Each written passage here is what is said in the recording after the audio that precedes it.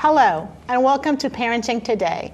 I am your host, Maria Jackman, and I would like to invite you to explore with us during this program how the Family Partnership Center supports families by providing free parenting education based on the individual needs of each family.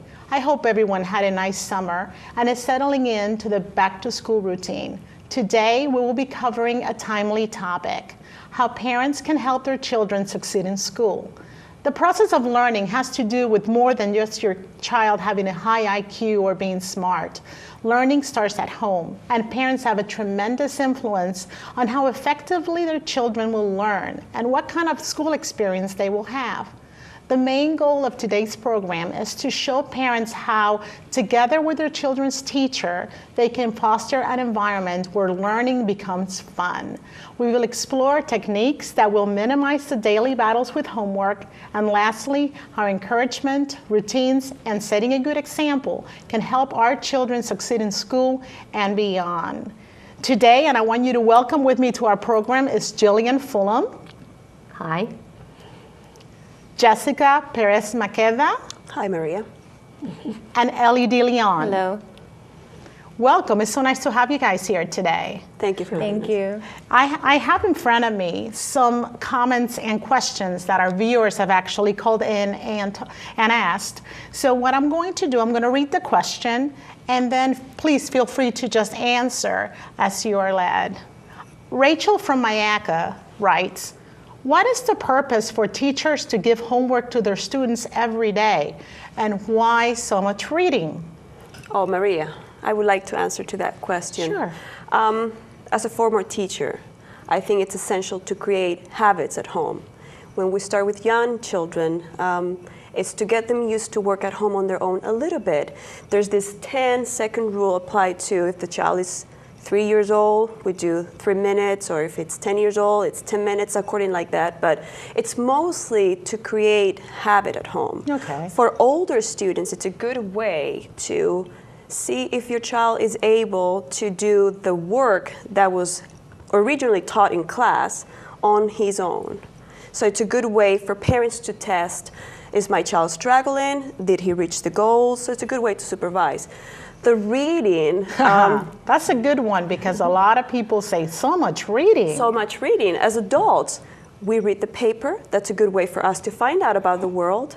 As teenagers, they read about music, they read about artists, they read about traveling.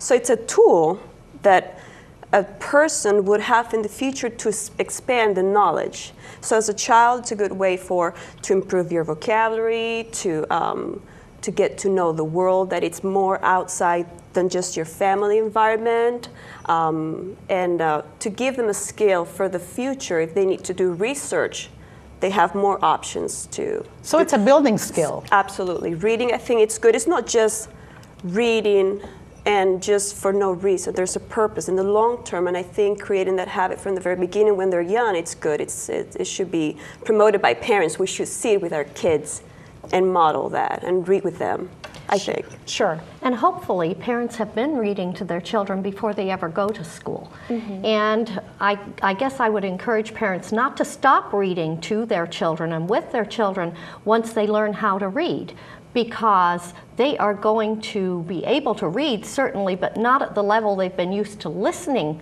to things. Absolutely. And so we want to keep them stimulated and develop that love of reading that encourages them to move out and to explore all kinds of new things. Whole worlds open up when children can read. Yeah. And the computer demands that we read, read, read. That is so true, probably even more than before. Absolutely. And I think it's important what you were saying about developing a love of reading, because it shouldn't always feel like they're just doing a school chore, a school activity. If they actually get to integrate love of reading for themselves, it's going to work best for them in the future, as Jessica was stating. Right. Oh, great. It's absolutely wonderful answer.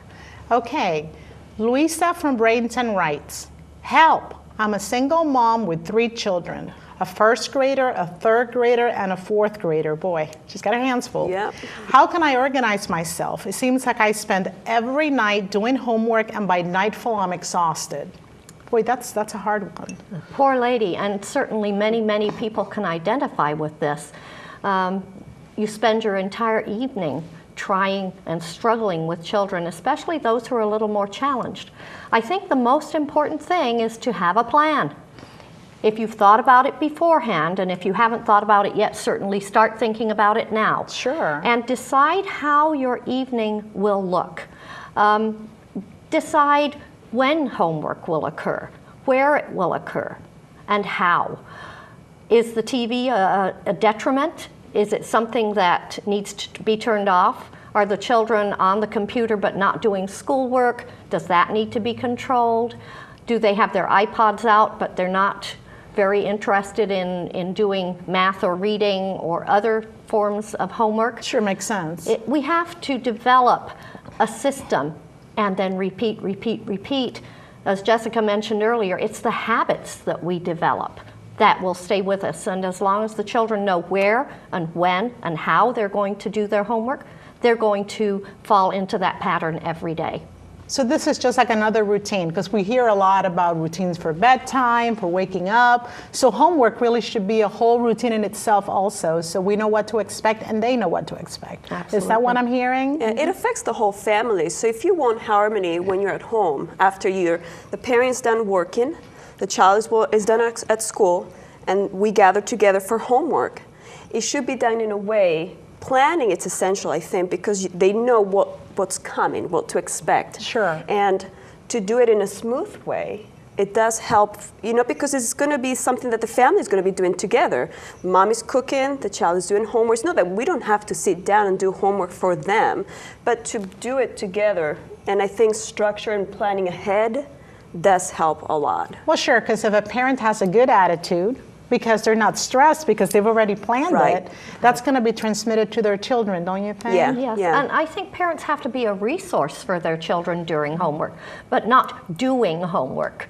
Our question came from someone who said we're doing homework. Well, we want to be there to answer their questions and to help them, but not do homework. For them. I understand. Correct, That's a good point. Yeah. Very good point. Thank you. Jocelyn from Ruskin's right. How much homework should my 8-year-old, who's a 3rd grader, be doing at night? Well, I can answer that, and it actually goes back to something that Jessica had mentioned. One good rule of thumb to kind of go by that was actually created by the National Parent-Teacher Association is a 10-minute rule. So if your child is a 1st grader, then they should go ahead and be doing about 10 minutes of schoolwork. If they're a 3rd grader, about 30 minutes is appropriate for what they can handle. So about 10 minutes per You grade. just add an increment according Okay. to each grade level. And really, it's just a guideline. Of course, things are going to change depending on what assignments there are. Sure. But it's a good idea for a parent to know if my child is 5th grader, then I'll be doing about 50 minutes of work. So a 3rd grader, like Jocelyn's son, I don't know, it doesn't say son or daughter, but should be Yeah. doing maybe about 30. And that will minutes. vary if she's going to be studying, if she's going to be reading up, or if she's actually going to be doing an assignment. That Okay. should be what she should be able to handle. Perfect. Thank you. Anybody else has? I think that it's a matter of concern to parents when their children are spending huge amounts of time trying and struggling through homework. I think that's the time to talk to teachers, Okay. to open up those lines of Communication. communication. Absolutely, because that is an essential part of helping and supporting your children and their teachers so that things get done. But if a child really is struggling for a couple of hours doing homework, that is probably inappropriate, and it does mean that we need to have a conversation, see Sure. what's happening there. And I guess the flip side could be the case also. If your child's like going through and zipping Right. through it, right? And getting bored, maybe we need to talk to the teacher to get them more motivated or extra assignments or stuff. So like you said, very good point, communication. Kind of works in every relationship, doesn't it? Absolutely. So- It's always better to not wait until it's too late to be able to fix a problem. Good Keep the lines point. of communication open with the teachers. They're there because they want to help your students. Right, as a former teacher, I'm sure you probably didn't appreciate for the parents to bring a problem during parent-teacher conference. It's almost too late then, isn't it? It's essential. I think it's very good for teachers to know what's happening at home. Because you're teaching in one way, but it's very important to get feedback, Like what Julian was saying, if a child is spending too much time doing homework, something is not right. I think, parents definitely need to communicate with the teacher and need to find out, is it too much homework? Is it because the child is struggling with the work that he or she needs to do? It's basically that. It's communication and clarifying what's the purpose and how it needs to be done. Because with communication comes help. Either way, the teachers and the school and the parent, of course, is like a triangle, I like to look at it, can actually do a plan so they can help that student out. Right. And if you don't tell it, they won't know, right? Right. Thank you, ladies. I have another question here. Donna from Bradenton says, my 10-year-old claims that he can multitask while doing homework. I think you mentioned something. He has his iPod on and is online texting. Yet he's getting a lot of incomplete assignments and his teacher is worried about his attention span. What can I do? Well, apparently he likes to focus on many things at once. Maybe that is exciting for him and stimulating. But if he isn't getting the good grades, it isn't working well enough. That's where the difference comes in, correct? Exactly. Yeah. If he's getting good grades and he's able to do that, that's one thing. But if the grades aren't following and you're not happy with that and the teacher isn't happy with that, it's time to turn off that TV. It's time to create that quiet time, as Jessica was mentioning earlier, where the family has come together and is supportive of creating an environment where children can do their work and learn. Parents are available as a resource. Older children can be available as a resource to younger children. But most certainly those iPods, those radios, those TVs, and all that other video technology and cell phones need to be controlled in order for children to be able to focus and concentrate and do well. And just like anything else, two children are not alike. So one might be able to multitask just fine, like you said, and get good grades. But if you're seeing that there's an issue, then you have to control those technological devices. And I think also the parents need to become role models of that. If I'm spending time at home, I'm done with work, and I'm spending time with my children, or I need to cook, it's time to talk while I'm cooking. I'm not on the phone, I'm not writing an email. Good point. So how can I tell my children, oh, turn the music off, oh, don't play the video game, you need to do, it's time. There's a time and a moment for everything. Sure. And we need to make the effort to dedicate our full attention to whatever we do. And we start as parents. That's true. I mean, how many times, I'm sure you guys have witnessed this too, of going out to dinner and you see a whole family sitting across from each other and they're all texting. Yes. Yes. Yes. What's happening to our Yes. social skills? But that's probably another program. Jose from Palmetto writes, I don't remember doing homework during the summer when I was a kid. Is that really necessary? What's your thoughts on that, guys? I would think that it is absolutely necessary, at least to have a few hours that you dedicate to showing your student that yes, it's important, because it's something that you should continue to have throughout your entire life. And that's that love of learning, that love of taking in what you're getting at school. Sure. If children have this mindset, as you were pointing out, Jillian, of just having to do the work and not really integrating that, then they're not going to be able to integrate later on other things in life. So just making sure that they have, when they're younger, when they're able to just do some reading to keep up their reading skills, or when they're older, if they need to be practicing some of their old assignments, just reviewing them, because things are just going to get harder on as the grades progress. Yeah. If they're falling behind throughout the summer, if they're not reviewing, then they're not going to be able to really be as prepared as they need to be for the next school year. Sure. So absolutely, make sure that they just have a few hours every week where they know school is going to be starting, even if it's 2 months away. I need to keep myself on the top. Sure, and it makes sense. It's just like anything else. If you don't use it, you lose it. So I would think that would also translate not only to summer vacation, but like Christmas break. I mean, that they're out of school for what, almost a month?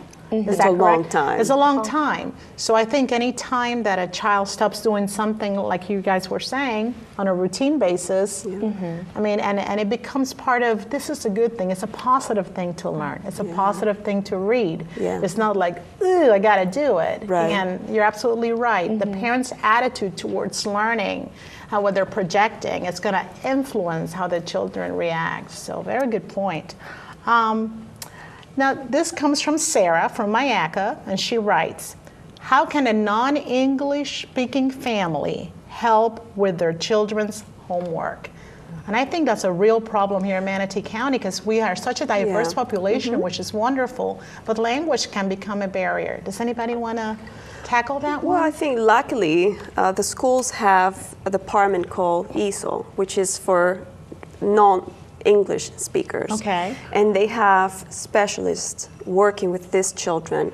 We have a big community of Spanish-speaking people and from other places as well.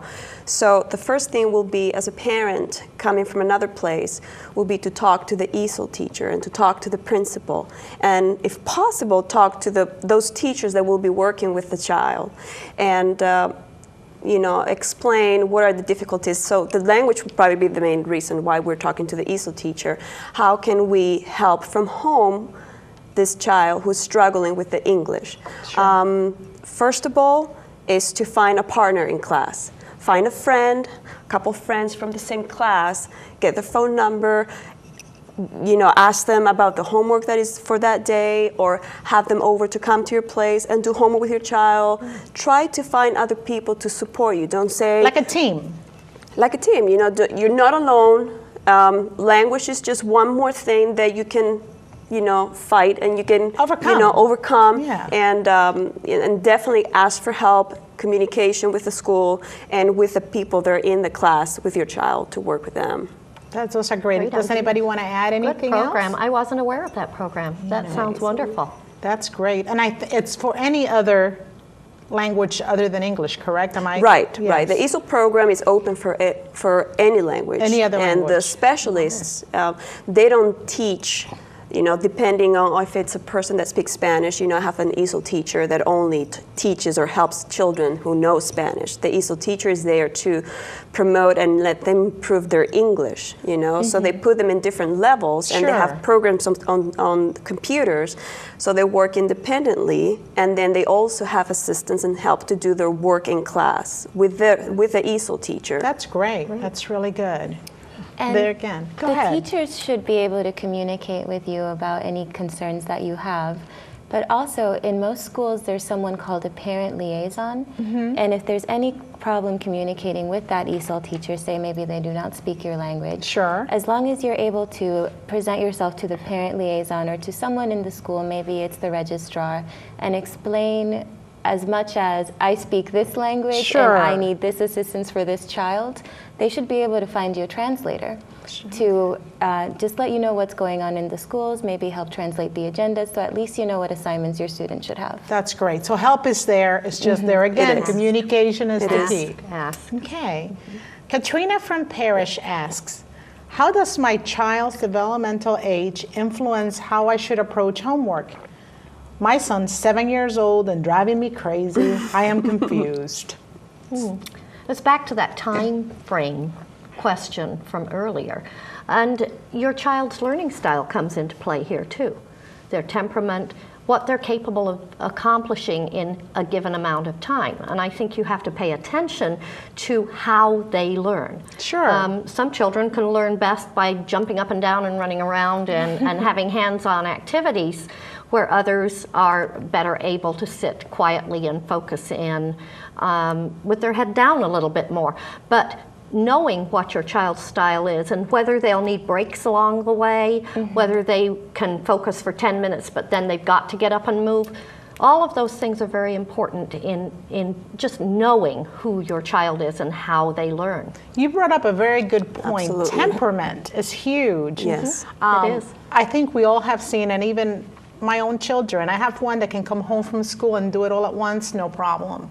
I have another one that she needs to kind of let all the energy out first, and then she's okay and settled. So would you say that it's really important for us to go with their style rather than force them? Oh, You need to Absolutely. know what kind of learner that person is. Absolutely. It makes a huge difference when you know their strengths.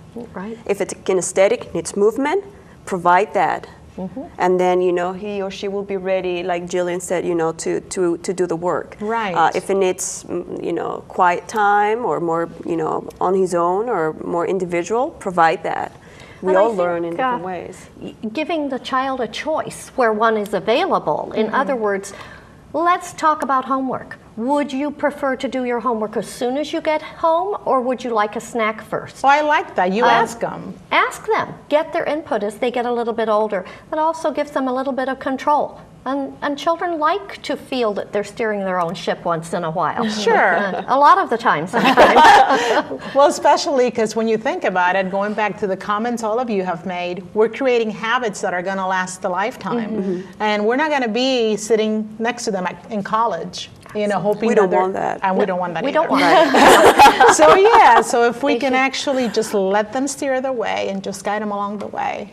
And Sounds it's good to me. okay if each child is different, and you'll kind of get that from them if you keep communication open with them as well. It's not just you and the teacher, because the student is the one at the top of that triangle. Absolutely. Where you're the parent at the base and the teacher is also at the base. And you're trying to make sure that that student will accomplish as much as possible. So let them have some say in it. There's no reason not to. Absolutely. Good. And I think sometimes as parents, we think that the only way to do things is to control everything. And sometimes that works against us, doesn't it? It does. So. We can all learn. Absolutely. Latoya from Bradenton writes, I work full-time. How can I get involved in my children's school? That's a good one. A lot of people work a Yes. lot of hours. Yes. Well, one thing you can do is just do as much as possible. Schools have tons of activities. They have open houses that are sometimes open, after business hours, so that most people should be able to make it. If you can't, there's also field trips that you can volunteer for, and you know about those in advance, so you might be able to ask for some time off of work. Sure. Yeah, so just find the ways that you can participate. If absolutely not possible, sometimes teachers give an agenda that they would like for you to sign off so that they can see that you've actually noticed what the activities are. Sign those. That way the teacher knows that you're involved, they know that you know what's going on, and they know that there's at least that much communication. Any involvement that you can give is going to be a benefit to your student and to the school in general. Absolutely. And I've noticed one good thing about nowadays, too, is that teachers like to communicate via email, which is great because you can do that after hours and send it Absolutely. off. Yep. And then the next morning, the teacher can reply to you. And participating by contributing supplies, Yeah. things Oh, that good teachers point. need for special activities and programs that they are working on. Sometimes you can't physically be there, but you still can be supportive. And a parent who is involved with their children's schooling is so much more likely to have a successful child. Absolutely. It follows that parent involvement and later success for children are hand in hand. Sure. And I hate to say it, but our time is almost up. So I'm going to give us a tidbit, 30 seconds of something that each parent out there and our viewers should just go away with, starting with Ellie. Well, I'll continue what you were saying. The more involvement, the better your student will be, the better the school will be. There have been many studies linking social intelligence to parental involvement just at the elementary school level. So as much as you can do with your student, as much as you can help them, be your child's advocate. Great. Jessica? I want to say unity, communication. Parents, teacher, child, parent with the child, get to know your child, get to know what is his style for learning, how does he work, and respect that and get him to his best. Great. And I would say have a plan. Having the plan is the key to getting those children to enthusiastically approach the work that they need to do after school hours. Great. And I think enthusiastically is the key. Yes. We want them to be happy learners, don't we? Yep, Okay. absolutely. So as you can see from our panel discussion, parents have a great deal of influence on how their children perform at school. Set routines for homework, provide a place where your child can learn. Read to your child and have your child read to you every day. Always remember that if you see a deficit in your child's learning process, there are options that are available to all students in Manatee County. Also, remember that not all children learn the same way and at the same speed. So patience and encouragement are important in facilitating the learning process. In our upcoming episode of Parenting Today, we will be discussing the issue of safety in the home. and how to make sure that your child and your children are safe at home at any age. This is Maria Jackman. See you next time, but until then, remember that parenting is the most important job that you will ever do, and thanks to the Family Partnership Center, you do not have to do it alone. Thank you, my panel, and have a great day. Thank you. Thank you for having us.